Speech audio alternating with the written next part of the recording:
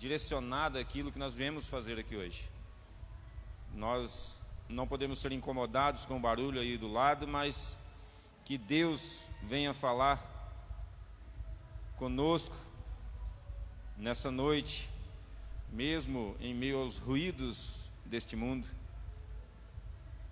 1 Pedro 13, 1 Pedro 1,13. Por isso, cingindo o vosso entendimento, sede sóbrio e esperar inteiramente na graça que vos está sendo trazida na revelação de Jesus Cristo. Como filhos da obediência, não vos amoldeis às paixões que tinhais anteriormente na vossa ignorância. Pelo contrário, segundo é santo aquele que vos chamou, tornai-vos santo também vós em todo o vosso procedimento, porque está escrito: sede santos, porque eu sou santo. Ora, se invocai como Pai aquele que, sem acepção de pessoas, julga segundo as obras de cada um, portai-vos com temor durante o tempo da vossa peregrinação, sabendo que não foi mediante coisas corruptíveis como ouro, prata, que fostes resgatados do vosso fútil procedimento que vossos pais vos legaram, mas pelo precioso sangue, como de cordeiro, sem defeito, sem mácula, o sangue de Cristo, conhecido com efeito antes da fundação do mundo, porém manifestado no fim dos tempos, por amor de vós, que por meio dele tendes fé em Deus, o qual ressuscitou dentre os mortos e lhe deu a glória, de sorte que a vossa fé e esperança estejam em Deus. Amém. Grandioso Deus, eterno Pai, mais uma vez na Tua presença, nós abrimos a Tua palavra, lemos a Tua palavra e nós te pedimos que o Teu Espírito Santo esteja iluminando as nossas mentes, os nossos corações, para que nós possamos entender o Teu recado. Por intermédio do Teu Espírito Santo, nós possamos absorver a Sua mensagem aqui nessa noite. Que o Teu Espírito Santo me use aqui nessa noite, que eu venha ser um canal de bênção para essa igreja, para este povo aqui. Eu te peço, meu Deus, Tu venha ser conosco. Toma cada ato desse culto nas Tuas mãos. Em nome de Jesus que eu te oro hoje e sempre. Amém. Como eu disse, nós estudamos a carta de Pedro e domingo passado o pastor pregou a respeito de uma viva esperança. E essa esperança, claramente, uma esperança baseada naquilo que nós temos como promessa, como filhos de Deus, como povo de Deus, como escolhidos de Deus aqui na terra. Vou ler o versículo base da pregação de domingo passado. Mantenha sua Bíblia aberta, nós vamos caminhar por ela hoje. Versículo 3 do mesmo capítulo. Bendito o Deus Pai de nosso Senhor Jesus Cristo, que segundo a sua muito misericórdia, nos regenerou para uma viva esperança, mediante a ressurreição de Jesus Cristo dentre os mortos. Essa esperança que nós aprendemos domingo passado é uma esperança que nós recebemos quando nós fomos regenerados do mundo, regenerados do pecado. Nós somos tirados do mundo, e essa esperança, ele fala mais adiante, a cada versículo ele vai falando, que nós somos regenerados do pecado para uma viva esperança. E quando nós somos regenerados, tirados do mundo, nós somos adotados como filhos de Deus. E quando nós somos adotados como filhos de Deus, logo nós temos direito a essa herança. E essa herança é uma herança inacessível, uma herança sem mácula, que nada pode tomar, que nada pode estragar, que nada pode roubar. Essa é a herança que nós precisamos ter uma viva esperança em conquistá-la. Porque Cristo já conquistou na cruz por cada um de nós. E nós precisamos viver, caminhar os nossos passos em direção a essa esperança, em direção a essa herança eterna, maravilhosa, sublime, inacessível herança. O texto que nós lemos é o seguinte, da pregação de domingo passado, e ele fala: por isso é exatamente por causa dessas coisas, porque você foi regenerado, porque você foi tirado do mundo, porque você foi escolhido, adotado como filho, você tem direito a uma herança eterna, inacessível. Por isso, cingindo o vosso entendimento, sede sóbrio e esperar inteiramente na graça que vos está sendo trazida na revelação em Cristo Jesus. Por isso nós precisamos cingir o nosso entendimento. Cingir aqui é um termo usado na época que foi escrito, porque as roupas na época eram as roupas grandes e esvoaçantes, não eram roupa justa e bem costurada como a nossa. E essas roupas, quando alguém ia fazer algum trabalho, correr, alguma coisa que necessitasse de agilidade, essas roupas atrapalhavam. E as pessoas amarravam essa roupa de alguma forma. Com o cinto, amarrava a própria roupa, de alguma forma essa roupa era amarrada, então chama cingir. Esse é cingir. E para que as pessoas faziam isso? Para que nada os impedisse de fazer aquilo que eles tinham planejado fazer, proposto fazer. As roupas não poderiam ser um empecilho, nada poderia ser um empecilho quando alguém se propunha a fazer alguma coisa. Por isso, cingir o vosso entendimento. É interessante que, quando Elias foge do rei Acabe, acho que a correria era muito grande, a pressa era demais, e Elias corre para não ser pego e morto pelo rei Acabe, e a Bíblia diz que um anjo do Senhor cingiu os seus lombos. Ou seja, um anjo do Senhor tirou os empecilhos que pudesse atrapalhar ele naquela corrida. E ele foi livre, conseguiu escapar, foi liberto, porque ele estava cingido, cingiu os seus lombos. Cingir aqui é preparação. Nós devemos estar preparados para a caminhada que nós nos propomos, que Deus nos chamou a fazer. Nós precisamos nos preparar a cada dia, cingir o vosso entendimento, é exatamente isso, tirar tudo aquilo que atrapalha a minha vida nessa caminhada em direção a essa herança incorruptível, inacessível, valiosa. Tudo que me atrapalha eu preciso eliminar. Essas coisas não podem me impedir, eu devo estar preparado, o meu entendimento deve estar focado naquilo que eu estou buscando, para o qual eu fui chamado. Meu entendimento minha mente, meu entendimento não pode estar dividido. Nós precisamos ter um foco certo nessa herança que a nós é prometida por intermédio de Cristo Jesus. E é interessante que o texto e a pregação de domingo passado é uma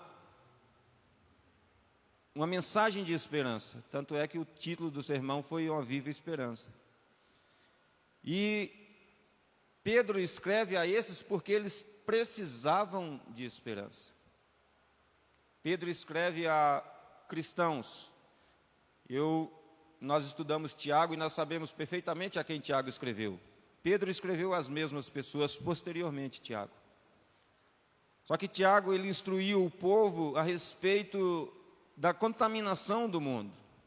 Eles foram dispersos e estavam cada um em sua região, inseridos em um mundo que não servia a Deus, e Tiago exorta a cada um deles para que eles mantessem incontaminados do mundo, mantessem uma viva esperança, um vivo evangelho, sem se contaminar com o mundo, mesmo estando inseridos no mundo. Pedro vem numa situação um pouco diferente, escrevendo às mesmas pessoas. Pedro vem trazer uma mensagem de esperança para eles, porque eles viviam momentos de perseguição. A perseguição era duríssima aos cristãos nessa época. Nessa época os cristãos morriam em arenas, comidas por leões, era um espetáculo para o restante da população. Quanto mais cristão morria, mais festa tinha. Quanto mais os cristãos diminuía, mais o objetivo era alcançado. Nesse contexto, o imperador romano, por algum motivo, não se sabe o que passou na cabeça dele, que ele era louco, ele incendiou Roma. E esse incêndio tomou proporções que acho que ele não esperava. E esse incêndio destruiu Roma. Para não ficar ruim para ele, ele colocou a culpa nos cristãos. E os cristãos já eram mal vistos pela sociedade. Os cristãos já eram o povo diferente deles. Um povo estranho que fazia suas reuniões em secreto, que seguia o mestre morreu, e depois que o mestre morreu, o próprio Pedro pregava e 3, 4 mil pessoas se convertiam, mas o mestre morreu, o povo está se convertendo, esse mestre. Era um tanto estranho para a população da época, os cristãos, e odiados pela população da época. E o imperador Nero coloca fogo em Roma, coloca a culpa nos cristãos, e a perseguição cada vez mais endurecia. Eu disse pela manhã que a gente lê a carta aqui de Pedro escrevendo, e muito bem escrita por sinal, que dizem que o grego de Pedro aqui é um dos mais lapidados gregos do Novo Testamento. E a gente vê que, quando a gente lê as belas palavras, bem escrita, bem narrada e tal, a gente acha que Pedro estava numa situação bem tranquila, escrevendo aqueles pobres coitados que estavam lá no mundo sofrendo perseguição. Tem um estudo de John MacArthur que diz que, quando Pedro escreveu essa carta, a sua esposa tinha sido morta, crucificada em praça pública. Então a situação de Pedro também não era boa. Pedro tinha propriedade no assunto em trazer uma mensagem de esperança para esse povo. Era a mensagem que consolava e confortava o coração de Pedro. É a mensagem que ele trazia para confortar o coração daquele povo. E é a mensagem que Deus traz por intermédio de Pedro e por intermédio de sua palavra para nós hoje. Uma mensagem de esperança. Mesmo que a sua vida esteja difícil, imagino que muitos de nós temos muitos problemas, mas não se compara com os problemas de Pedro, com os problemas desse pessoal aqui dessa época, desses cristãos aqui dessa época. E essa mensagem de esperança era exatamente para isso, para que eles se mantessem firmes em meio às adversidades da vida. E interessante que, para que atinjamos essa herança incorruptível, essa inacessível herança, nós precisamos viver de acordo com isso. Nós precisamos viver conforme um cristão deve viver. E no texto que lemos, Pedro dá algumas diretrizes a respeito da forma em que o cristão deve viver, se portar e se preparar, cingir os seus lombos para continuar nessa caminhada.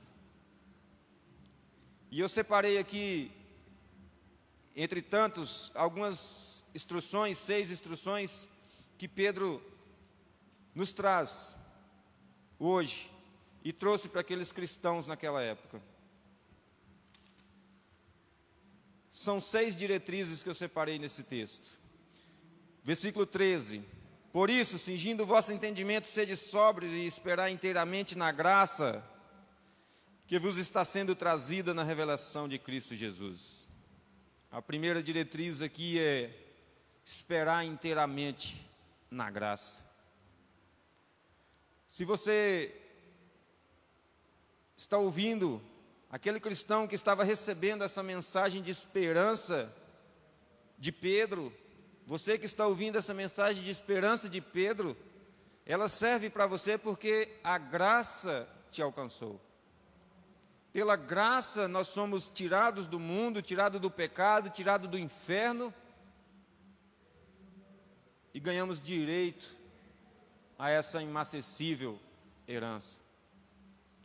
Devemos esperar inteiramente na graça.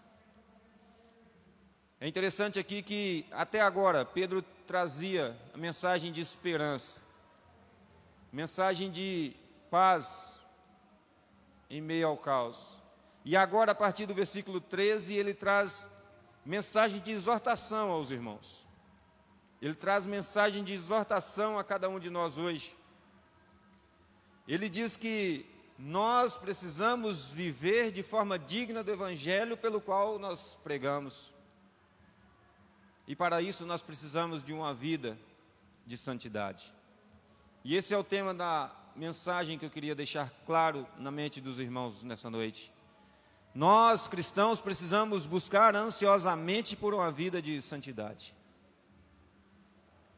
É inadmissível o cristão que cristão, diz ser regenerado, alcançado, adotado por Deus, filhos, herdeiros dessa inacessível graça, mas não quer viver uma vida de santidade. É inconcebível, não tem como uma coisa condizer com a outra. Por isso, esperar inteiramente na graça, pois pela graça nós fomos incluídos como filhos, regenerados e salvos do mundo. Versículo 14: como filhos da obediência, não vos moldeis as paixões que tinhais anteriormente na vossa ignorância. A segunda diretriz aqui é: não vos amoldeis as paixões que tinhais anteriormente. Sabe o que Pedro quer dizer aqui? Que nós precisamos mudar de vida. As práticas que nós vivíamos, as práticas que nós tínhamos, o pensar da nossa mente, o imaginar do nosso coração, precisa ser transformado.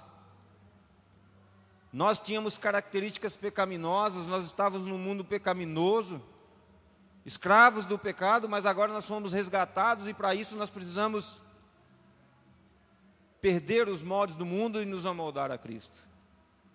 Nós precisamos mudar a nossa mente, mudar o nosso coração, transformar a nossa vida.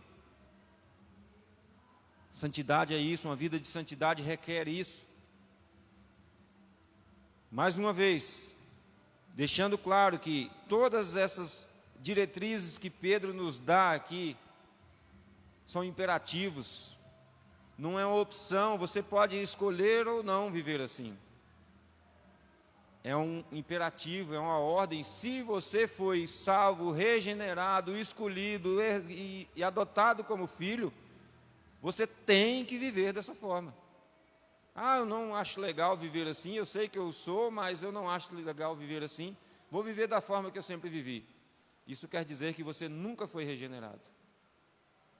Nós precisamos nos amoldar a Cristo, esquecer das paixões que nós tínhamos anteriormente. Esquecer das paixões que nós tínhamos anteriormente é aquelas coisas que tinham muita importância para nós muitas vezes, aquelas coisas que nós corremos atrás a nossa vida toda. Essas coisas devem deixar de fazer parte do primeiro lugar da nossa vida. E a partir de agora, essas coisas são secundárias e o nosso principal objetivo é alcançar essa herança que nos é dada. Versículo 15: pelo contrário, segundo é santo aquele que vos chamou, tornai-vos santo, também vós mesmo em todo o vosso procedimento. Tornai-vos santo em todo o vosso procedimento. Aqui é interessante que o termo santo, pelo contrário, segundo é santo, ele refere à perfeição, porque se refere a Deus. Segundo é santo, segundo é perfeito, aquele que vos chamou, tornai-vos santo. Nós precisamos nos tornar santo, não no sentido que nós alcançaremos a perfeição aqui nessa vida, mas nós devemos buscar como se ela fosse possível. Nós devemos buscar essa santidade na nossa vida, a cada degrau, nunca parando, nunca recuando, mas caminhando em direção à santidade. É necessário na vida do cristão que ele tenha uma vida de santidade. Santidade aqui quer dizer ser separado. Deus separou Israel de toda a humanidade da época para ser seu povo. Deus nos separou diante de toda a humanidade que existe para ser o povo dele hoje. Nós somos separados, nós somos santos. de Deus, não perfeitos. Um dia seremos na glória, mas enquanto não seremos, nós precisamos buscar ansiosamente essa santidade na nossa vida. Porque está escrito: sede santo, porque eu sou santo. Aqui Pedro faz uma alusão ao Antigo Testamento, Levítico 11. Porque está escrito: sede santo, porque eu sou santo. Nós precisamos nos santificar a cada dia. Nós precisamos buscar a santidade a cada dia, porque o nosso Deus é santo. Nosso Deus é um Deus perfeito e quer de nós um esforço, um esmero, para que alcancemos a perfeição. E é interessante que, quando eu vou lendo e falando e explicando, vai trazendo na sua mente sempre a condição que essas pessoas viviam.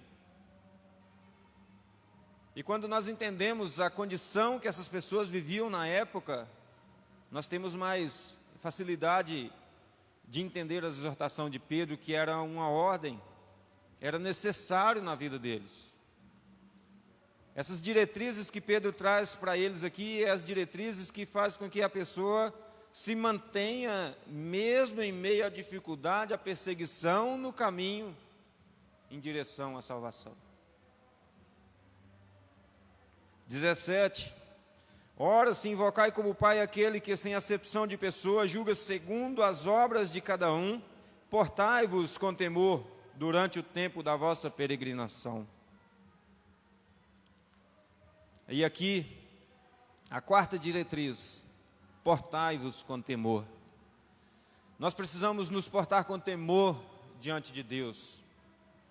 E para que nós possamos temer a Deus, nós precisamos conhecê-lo. Nós, como cristãos, nós precisamos conhecer cada vez mais a Deus. Nós precisamos temer a Deus, sabendo da sua grandeza, do seu poder, da sua santidade. Nós precisamos temer a Deus, sabendo que Ele é justo juiz, apesar de ser todo amor, Ele é justo juiz. E para que nós façamos parte do povo de Deus, nós precisamos obedecer a Deus. O temor de Deus nos desvia do pecado. O temor de Deus nos desvia do mal. Quando nós tememos a Deus, quando nós vamos fazer alguma coisa errada, logo nós pensamos: tem um Deus me olhando, poderoso, justo, que me comprou, que me resgatou do mundo. Não devo fazer aquilo que é errado. O temor de Deus vai nos purificando a cada dia, vai nos afastando do pecado a cada dia. E nós não podemos nos relaxar no temor de Deus, que quando nós começamos a trazer Deus para o nosso nível, logo nós importamos pouco com Deus. Nós precisamos conhecer a Deus e saber que Deus está infinitamente sobre nós, não necessita de nós para nada. Nós precisamos temer a Deus no sentido que, se eu começar a viver uma vida de pecado, e se Deus desistir de mim e falar assim: não quero mais esse incluído na herança que eu tenho guardado para o meu povo, para Deus não vai mudar nada. Deus continua sendo Deus, me salvando ou não. Nós precisamos temer a Deus, temer a justiça de Deus, temer a grandeza e o poder de Deus. Hoje de manhã eu fiz uma indicação de um livro que eu li para o seminário esses dias, chama O Conhecimento de Deus. Muito interessante. Ele fala que nós estudamos e esmeramos em estudar e conhecer a Deus. E nós sabemos os atributos de Deus. Mas aqueles atributos de Deus são palavras que nós podemos compreender. Deus é muito mais que aquilo. Deus não cabe na nossa mente. Nós não conseguimos descrever Deus. Deus não dá para eu fazer um relatório de quem é Deus e as pessoas entenderem. Deus está muito além dessas coisas. Deus é grande demais, irmão. Deus é poderoso demais. E nós somos pequenos demais, insignificantes demais diante da grandeza de Deus. Por isso nós precisamos temer a Deus. E aqui ele fala: ora se invocai como Pai, sem acepção de pessoas, aquele que, sem acepção de pessoas, julga segundo as obras de cada um, julga segundo as atitudes, os pensamentos, a vida de cada um.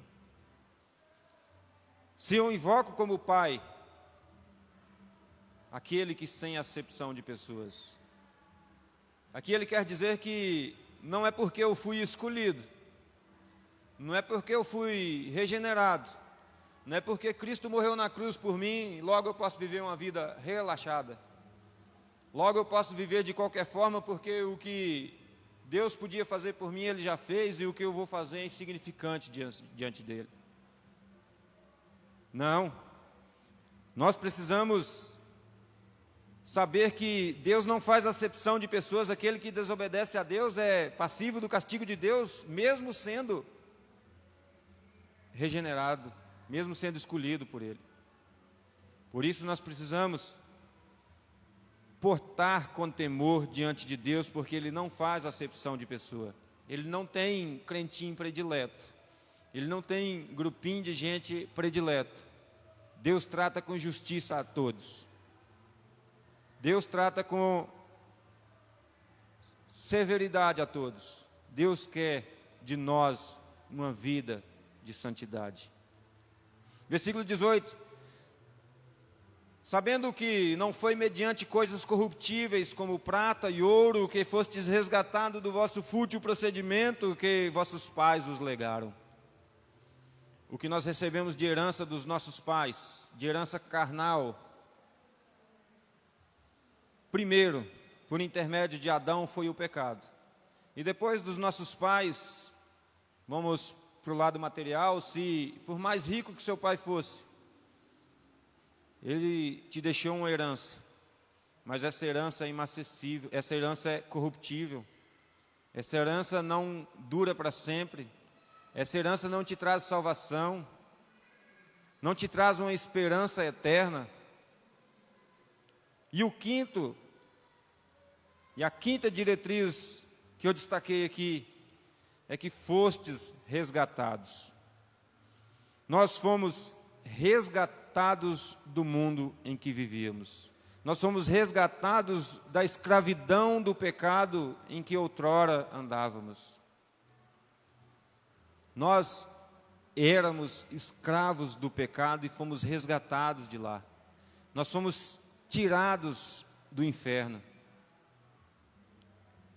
Nós já estávamos decretados a ir para o inferno, todos nós.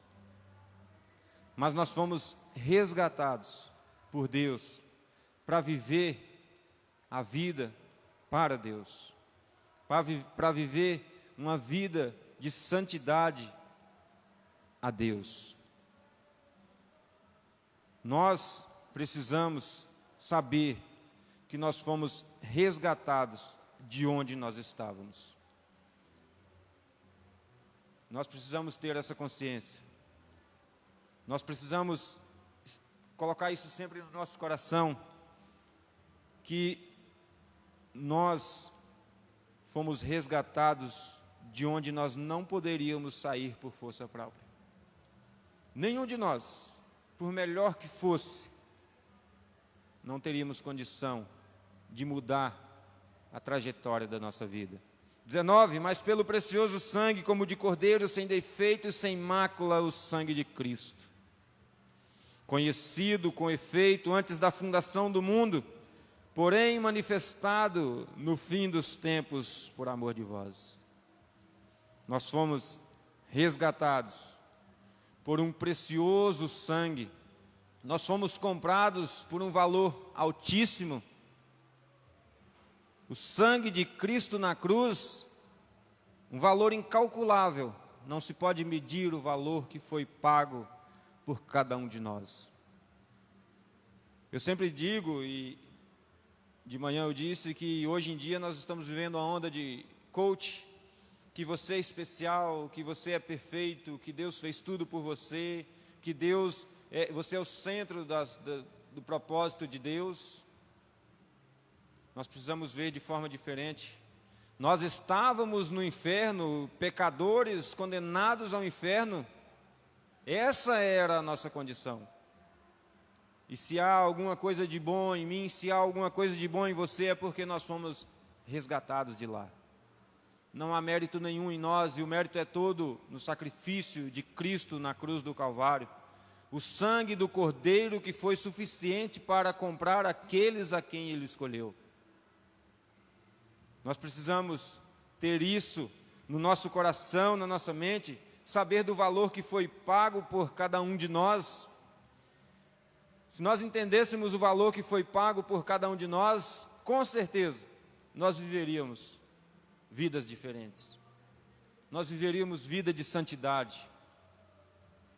Nós precisamos dar valor ao preço que foi pago por cada um de nós. Nós não podemos viver de forma relaxada, como se o sacrifício de Cristo na cruz, ele já morreu por tantos, morreu por mim também, e eu não faço muita diferença nisso.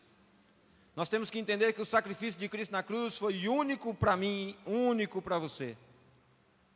O valor total do sacrifício de Cristo na cruz foi para salvar a minha vida, foi para salvar a sua vida. O pecado de cada um de nós estava sobre Ele quando Ele foi crucificado na cruz do Calvário, e esse é o preço que só Ele poderia ter pago por cada um de nós. Nós fomos comprados por um valor altíssimo. Nós precisamos saber que nós devemos viver de acordo com um objeto de valor altíssimo. É interessante que quando a gente vai na loja e compra uma mercadoria, aí você olha lá, tem uma mercadoria, os medicamentos principalmente, né, tem o genérico. Aí você vai na loja e tem uma mercadoria e você vê um mais barato, aí você vê um de marca boa, 10 vezes mais caro. Você compra aquele caro, porque você sabe que é bom. Aquele valor que você pagou, aquele objeto tem que valer. O valor que foi pago por cada um de nós temos que valer a pena. Nós temos que viver uma vida de santidade, para que o valor que Cristo foi pago na cruz seja reconhecido por nós. Nós precisamos reconhecer que foi feito um alto investimento na minha e na sua vida. Versículo 21. Que por meio dele tendes fé em Deus, o qual ressuscitou dentre os mortos, deu-lhe a glória, de sorte que a vossa fé e esperança esteja em Deus. E a sexta diretriz que eu grifei aqui: tendes fé em Deus. Todas essas promessas que Pedro faz, todas essas exortações que Pedro fez nessa perícope que nós lemos, nós precisamos receber para nós, entender, ter fé que isso é verdade, que essa herança é verdadeira, que essa herança pode ser alcançada por cada um de nós que foi comprado e regenerado pelo sangue de Cristo. Pela fé nós entendemos essas coisas.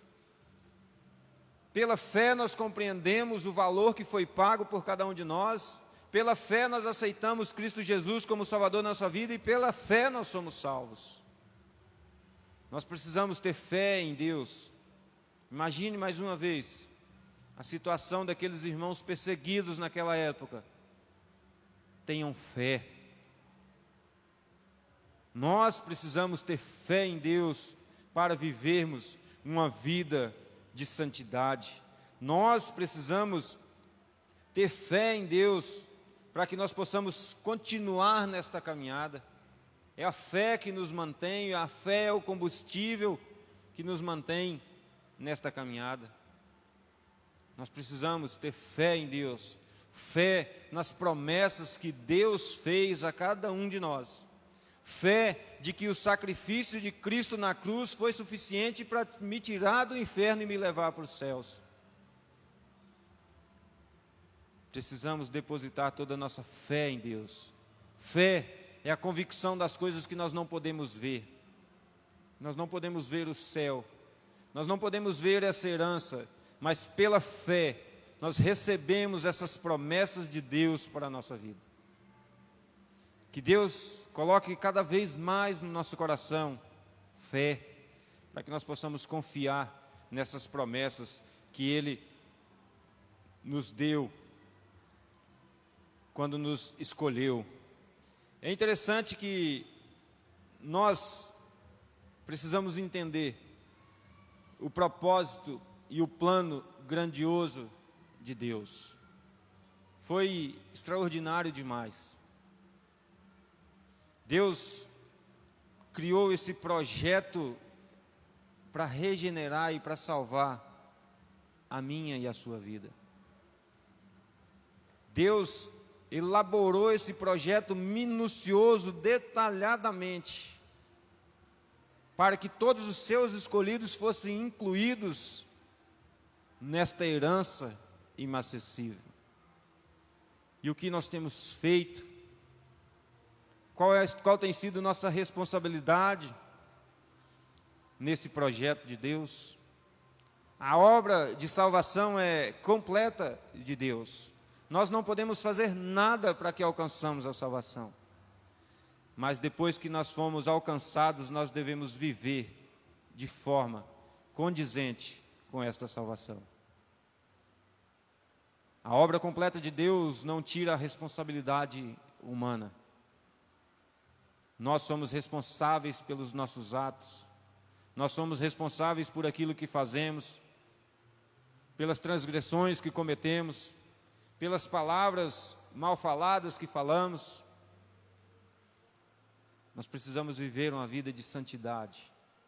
É uma vida que condiz com aqueles que foram resgatados do pecado.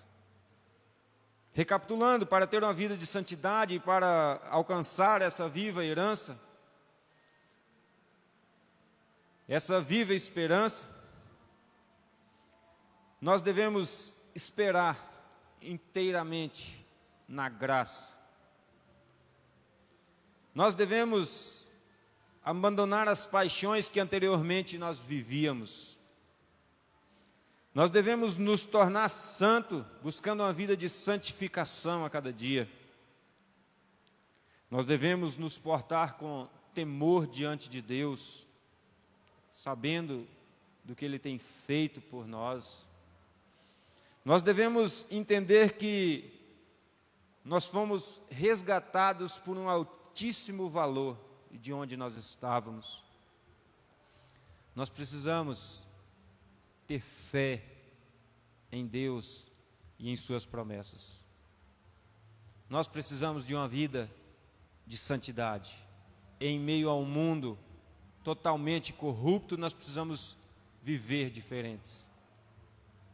Nós precisamos nos portar de forma diferente. Nós precisamos perder os moldes do mundo e nos conformar aos moldes de Cristo.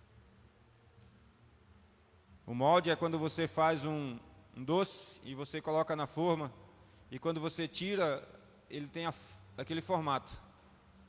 Nós não podemos ter o formato do mundo. Nós devemos ter o formato de Cristo. E essas diretrizes de Pedro são fundamentais na vida do cristão. Como eu disse a princípio, são imperativos, ordem. Isso não é uma questão de possibilidade, é uma questão necessária na vida do crente. Se você foi comprado, foi regenerado, foi escolhido, se você foi adotado como filho, se você tem fé nessa grandiosa herança, se você tem uma esperança firme no seu coração de que essa herança é verdadeira, você tem que viver de forma diferente. Você deve mudar as suas atitudes dia após dia. A santificação é um caminho infinito. São degraus que nós vamos subindo e nós não podemos parar e nem recuar. Nós precisamos subir degrau dia após dia. Essa é a atitude daquele que foi regenerado do seu pecado. Que Deus nos abençoe, que Deus nos guarde, que Deus coloque no nosso coração cada vez mais essa viva esperança, e que essa viva esperança nos mantenha firme nesta caminhada. Que essa viva esperança tire de nós as maldades, o mundo, e coloque cada vez mais em nós Cristo, o Espírito Santo de Deus trabalhando na nossa vida. Portanto, se você foi regenerado, se você foi escolhido e você tem certeza da salvação, portanto, viva digno do Evangelho que você tem ouvido. E se você que está aqui porventura ainda não se decidiu, esse é o momento, essa é a oportunidade que você tem de receber essa herança como promessa. Apenas aceita Cristo como Salvador da sua vida e a sua vida será transformada. Que Deus nos abençoe, que Deus nos guarde, que Deus nos ampare nesta caminhada árdua que temos, assim como aqueles a quem Pedro escreveu tinha. Caminhada árdua que Pedro escreve toda a sua carta, e em momento algum ele diz: viva assim que os dias vão melhorar. Pelo contrário, viva assim porque as coisas vão piorar. Nós precisamos viver assim, baseados nessas promessas, sabendo que os dias vão piorar. Nós já temos visto nos nossos dias perseguição, igreja sendo incendiada, no Brasil igreja sendo pichada. Perseguição está chegando, irmãos. E o que nos mantém firme diante dessas perseguições são essas promessas que Deus fez a cada um de nós. Essas promessas que nos mantêm firme.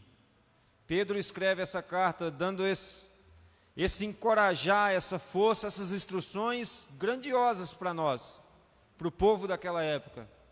E logo em seguida ele morreu, crucificado, de cabeça para baixo. E é interessante que ele não desanimou, ele tinha firmeza nessa esperança, ele tinha certeza dessa herança, e hoje nós temos certeza de que Pedro está no céu, ao lado de Cristo Jesus, em um grandioso galardão preparado para ele. Ele abriu mão da sua vida terrena, ele morreu crucificado da pior forma possível, mas hoje está na glória. Que adianta eu ter glória aqui nesse mundo e não ter glória na eternidade? Preciso perder as glórias deste mundo, esperançoso nas glórias eternas. Amém? Que Deus nos abençoe, que Deus nos guarde. Oremos. Grandioso Deus, eterno Pai, muito obrigado, Senhor, porque mais uma vez a Tua palavra se faz viva e eficaz nas nossas mentes e nos nossos corações. Que o Senhor esteja aplicando a Tua palavra cada dia na nossa vida, por intermédio do Teu Espírito, para que nós possamos ter cada dia mais fé em Ti e vivermos mais esperançosos desta herança prometidas a nós. Que nós não venhamos a desfalecer nesta caminhada, mesmo que dias maus se aproximem, mesmo que a perseguição venha sobre nós, que o Teu Espírito Santo nos console e aplique nos nossos corações essa palavra de esperança, de paz e de tranquilidade mesmo em meio ao caos. Que o Senhor esteja nos capacitando, cingindo os nossos lombos, para que nós possamos caminhar a carreira que está proposta a cada um de nós.